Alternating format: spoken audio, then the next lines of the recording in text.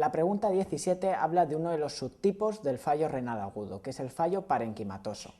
El fallo renal prerrenal se debe a disminución del aflujo al riñón con imposibilidad de filtrado glomerular. En el fallo parenquimatoso hay daño de las estructuras renales que impide la correcta función del riñón. La causa más frecuente del fallo renal parenquimatoso es la necrosis tubular aguda, pero debes recordar que existe también fallo renal parenquimatoso por alteraciones glomerulares, vasculares, otros tipos de alteraciones tubulares y afectaciones intersticiales. En cuanto al fallo renal parenquimatoso, es necesario que recuerdes fundamentalmente dos cosas: sus características y sus fases evolutivas. Las características del fallo renal parenquimatoso son las que lo diferencian del fallo renal prerrenal. En el fallo prerrenal tenemos activación del eje renina-angiotensina y por tanto aparece oliguria, sodio bajo en orina y osmolaridad alta en orina. El fallo renal parenquimatoso, por contra, se caracteriza por sodio elevado en orina, con excreción fraccional habitualmente mayor del 3%, osmolaridad urinaria baja por incapacidad de concentración urinaria y puede cursar con oliguria o con poliuria. Tienes que recordar que hay algunos tipos de fallo renal parenquimatoso en los que existe hipoperfusión renal y por tanto se activa el eje renina-angiotensina-aldosterona y pueden cursar con excreción fraccional de sodio menor de 1, sugerente de fallo renal prerrenal. Esto puede ocurrir en alteraciones del tipo vasculitis, isquemia renal en el trasplante, etc.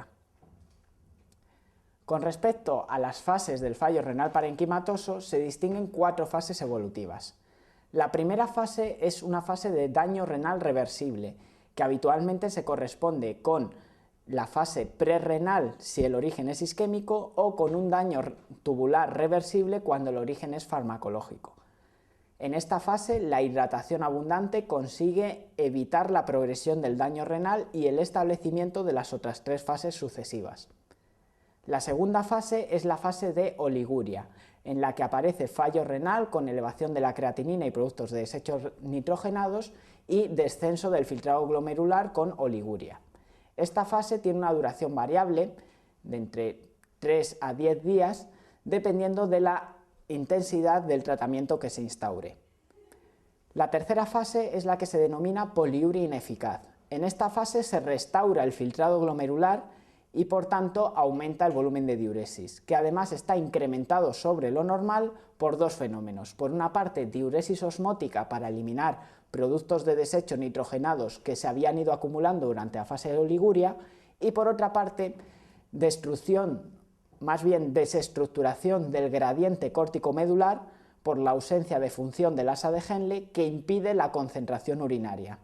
Tanto por la presencia de sustancias osmóticas como por esta incapacidad de concentración urinaria, en esta fase se provoca una diuresis muy abundante con pérdida de abundantes electrolitos, con lo cual es necesario tener en cuenta esto para una adecuada suplementación.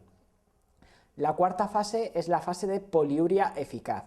En esta fase ya hay creatinina y filtrado glomerular normales, los productos de desecho nitrogenados no están elevados en plasma, pero sin embargo se mantienen las pérdidas renales de agua y electrolitos por disfunción tubular, con lo cual es preciso mantener una adecuada vigilancia de los iones en sangre durante esta fase. Es mucho más fácil manejar la fase poliúrica del fallo parenquimatoso, en la que tan solo tengo que suplementar los hidroelectrolitos que falten, que la fase oligúrica, en la que puede haber acumulaciones tóxicas, por ejemplo, de protones o de potasio, que conduzcan a circunstancias potencialmente graves como una hiperpotasemia tóxica. Por tanto, en la fase de oliguria el manejo es más complejo, pudiendo requerir en ocasiones la diálisis, mientras que en la fase de poliuria el manejo es más sencillo, simplemente suplementación oral de sales y agua.